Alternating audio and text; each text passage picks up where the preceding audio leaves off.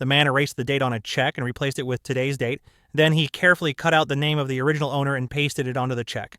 Now, he had a forged check. However, when he tried to cash it at the bank, the teller immediately realized it was fake. Despite his efforts to appear poor and pitiful, he couldn't even get $5. Feeling disappointed, he walked down the street and saw a group of pilots. They wore elegant uniforms, walked with confidence, and were surrounded by beautiful flight attendants. Even children ran up to them asking for autographs. The bank manager greeted them with great respect. Jealous, the man decided he wanted to become a pilot. He pretended to be a newspaper journalist and used that excuse to gather information. Next, he needed an elegant uniform. He claimed his had been lost and requested a replacement. Since he had no money, he considered paying with a forged check, but the man at the store told him he only needed to provide his employee number and the company would handle the payment.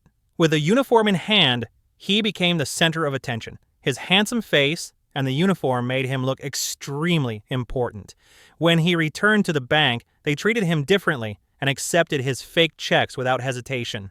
Wearing that uniform, he used forged checks to stay in luxury hotels. Then he took a toy airplane, soaked it in water, carefully peeled off the airline logo, and stuck it onto the checks. He pressed them under a book to keep them flat. Soon, his bathtub was filled with toy planes, and he kept producing more fake checks. He started flying for free, even sitting in the cockpit pretending to be a crew member. He flew over 3 million kilometers without paying a single cent, and without making a single mistake. To make the checks look more convincing, he took photos of an old printing machine at a bank. But as the number of fake checks in circulation increased, the police began an investigation. They decided to arrest him. When they opened the door, no one was inside. They shouted for him to come out of the bathroom. The man calmly stepped out and said, "My name is Alan Barry Allen from the United States Secret Service." He added, "My partner already has the suspect in custody?"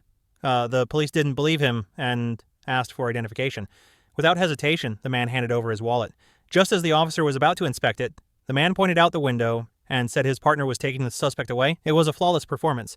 The man sighed in relief and even checked the officer's badge. Then, as the officer was momentarily distracted, he packed up the printing machine and walked toward the door. Suddenly, the officer called out to him. The man turned around nervously. "It's okay," the officer said. "You keep it. I trust you."